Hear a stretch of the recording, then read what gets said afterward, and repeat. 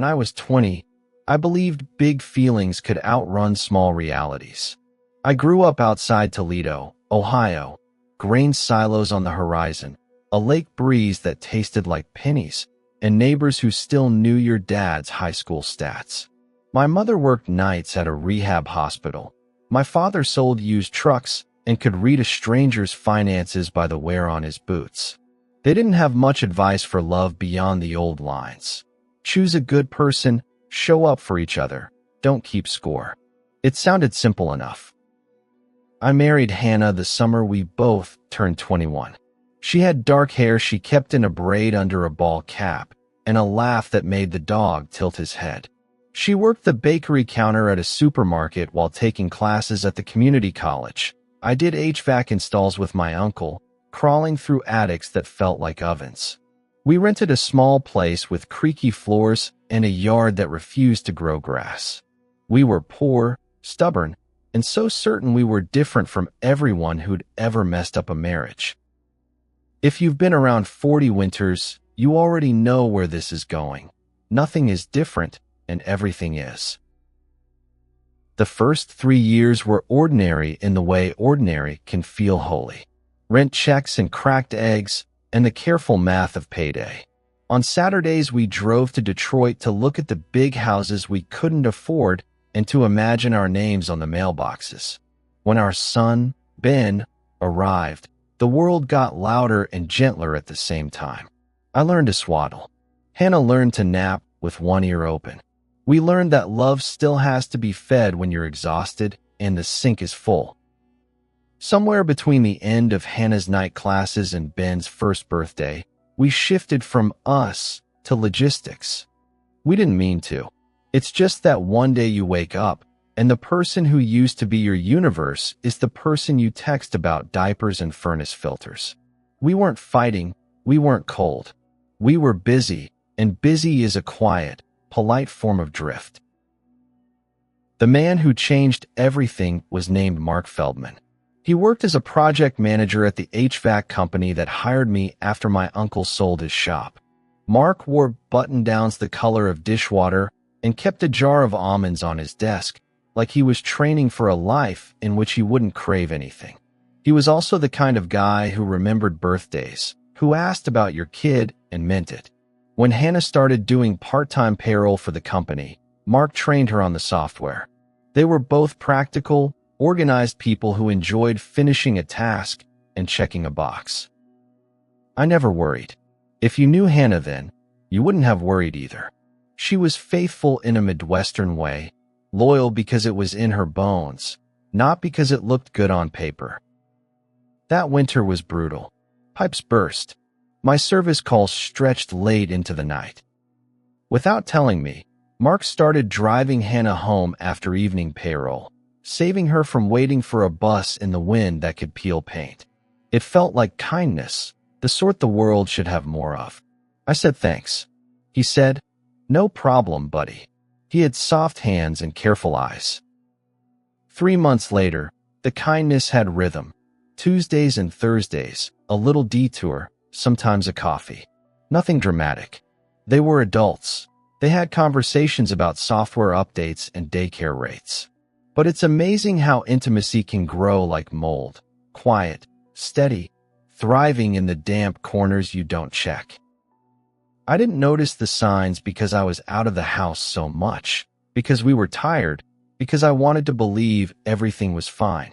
The first real clue arrived disguised as a joke. We were packing for my mother's birthday, Ben's diaper bag, the cake box, the gift bag with lotions and hand cream, and I said, grinning, "Don't run away with your boss before we get there." It was the kind of dumb, flirty line husbands toss when they still think they're charming. Hannah's hands kept moving, but her face changed. A quick flash, like a light bulb dying.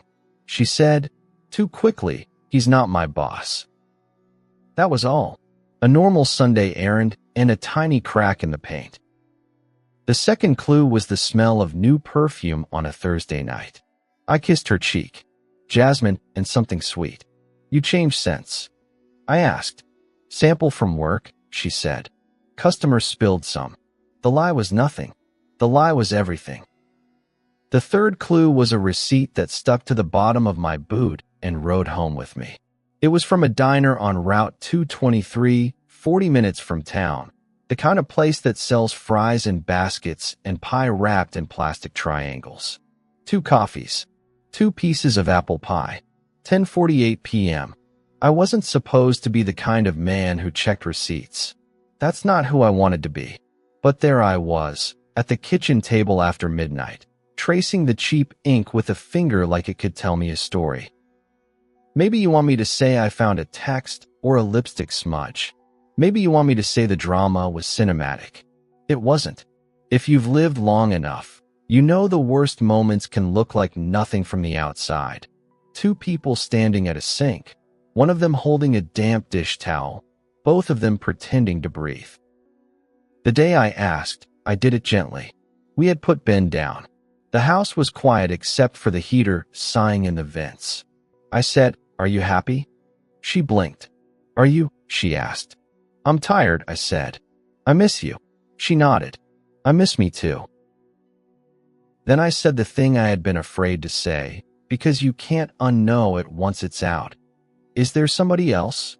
She didn't answer. She didn't deny. She didn't cry. She sat down on the floor like her legs had decided walking was canceled.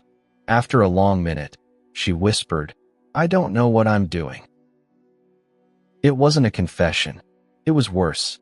It was the fog of someone who wants 2 lives and can't admit that's another way of wanting none. We didn't sleep that night. In the morning, she went to work. I called in sick and drove to the diner with the receipt.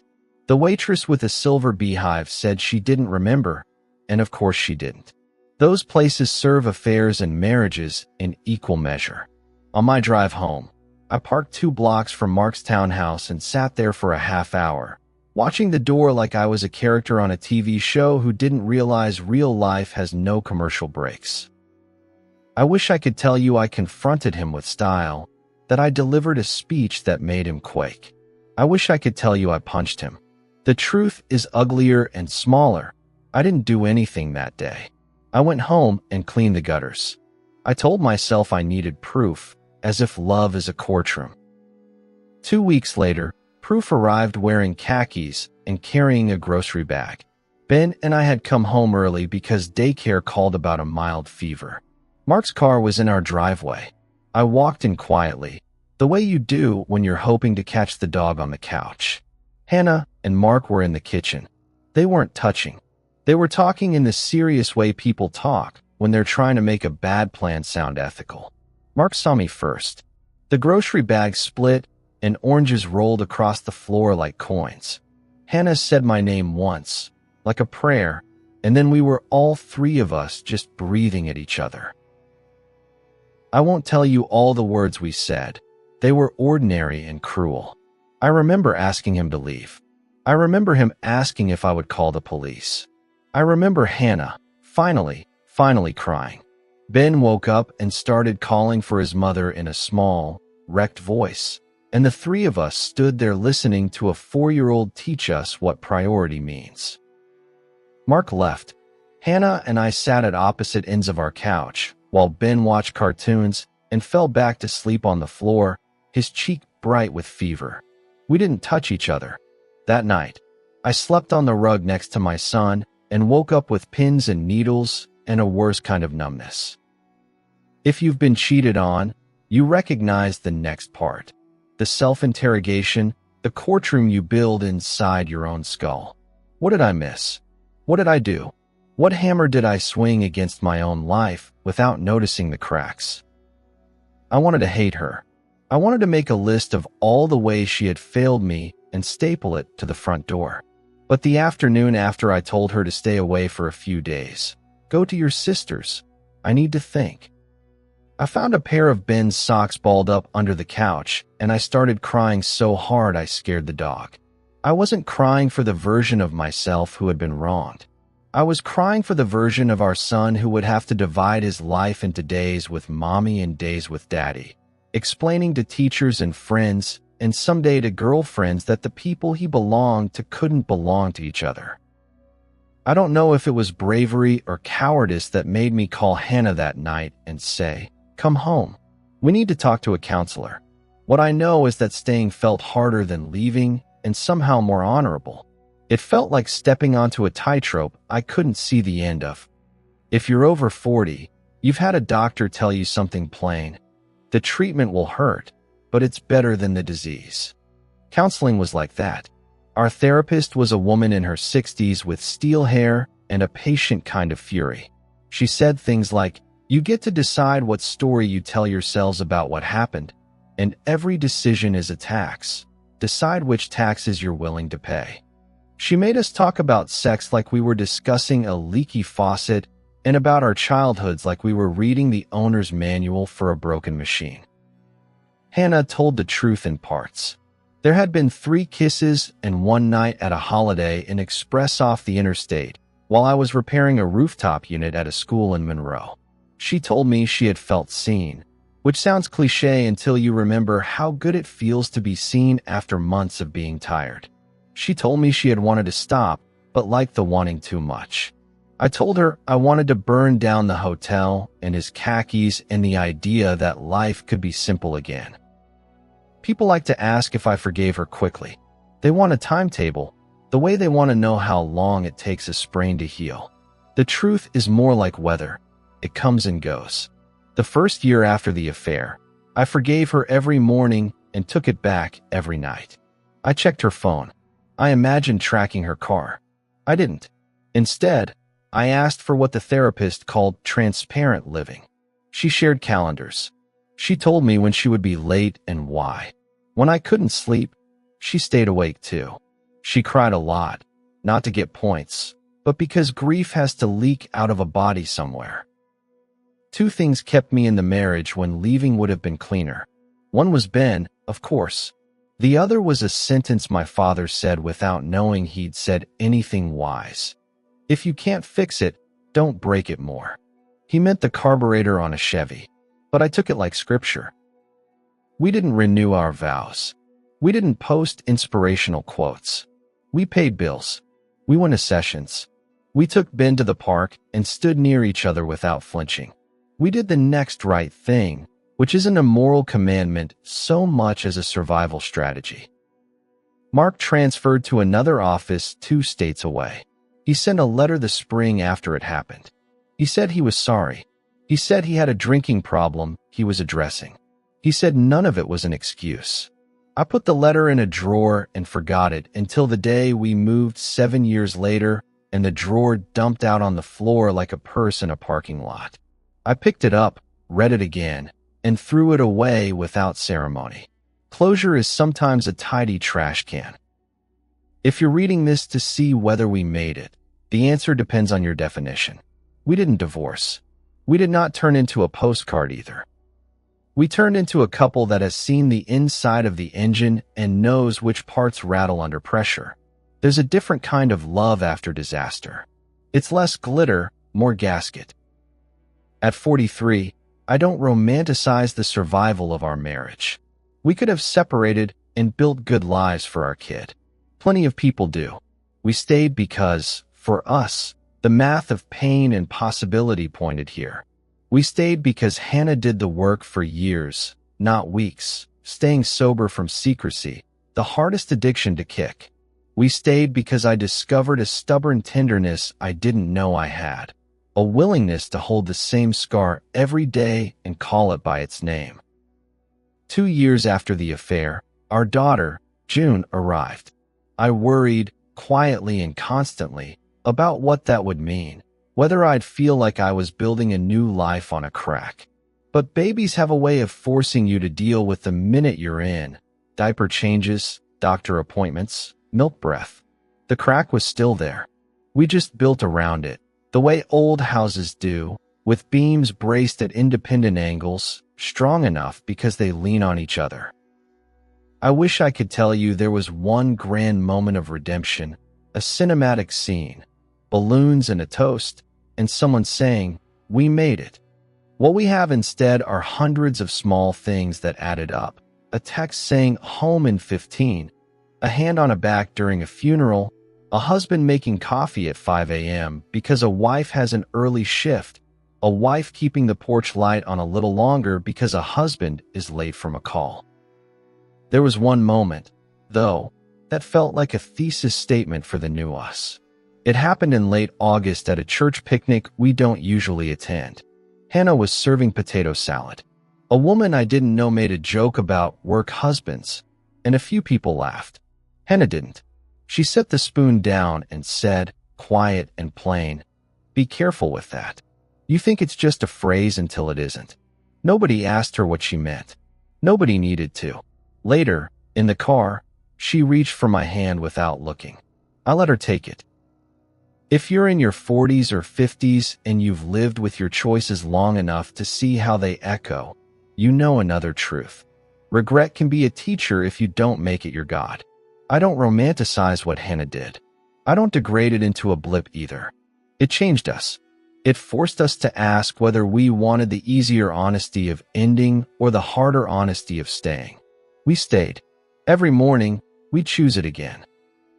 A few summers back, we drove to Lake Michigan for a night and snagged a cheap cabin with sagging screens and a deck overlooking the water.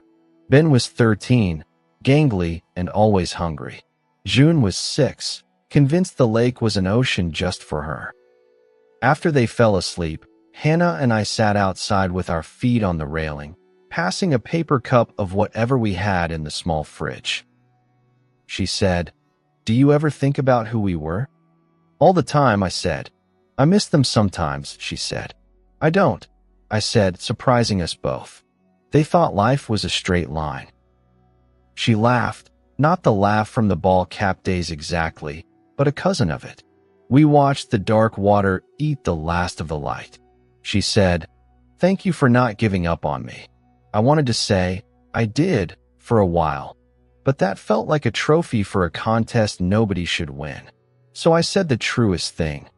Thank you for not giving me a reason to. If you're looking for a moral, I have a few, and they aren't fancy. Tell the truth before your life does it for you. Find the counselor with steel hair and listen to her. Don't mistake silence for safety. Don't mistake being needed for being known. If you're lonely, say so before the loneliness starts introducing you to strangers. I used to think forgiveness meant handing someone a receipt marked paid in full. Now I think it's closer to a layaway plan. Every day, you put down a little more grace. Some days you can't afford it. Some days you overpay. You never really own the thing you're buying. You just get to keep living with it. This isn't a sermon. It's a field note from a person who hit the guardrail at highway speed and found out the car can keep moving if you don't pretend it didn't happen. We have dents. We have miles left. The heater I repair in some stranger's house on some winter night will break again someday. That's not failure. That's physics. Marriages are the same. You service them. You watch the gauges. You don't ignore the clunk and hope it'll stop. Last winter, on a Tuesday, Mark sent a friend request on Facebook. I stared at it long enough to feel the old anger stretch and yawn. I didn't accept. I didn't write a speech. I made dinner. Ben, now taller than me, told a story about a girl who liked his hoodie. June insisted the lake really is an ocean.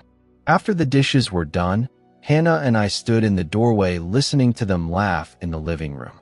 She leaned into me, a comfortable weight I hadn't known to expect at 21. I thought about the tightrope we had stepped onto and the 1,000 small steps since. Then I clicked delete request, not with fury, but with a quiet kind of gratitude for the life I was still standing inside. If you need a last line, here it is. The affair was short. The work is long. The work has been worth it. And if you're near the edge right now, looking down, call someone, say the ugly thing out loud, make the appointment, make the coffee, keep the porch light on.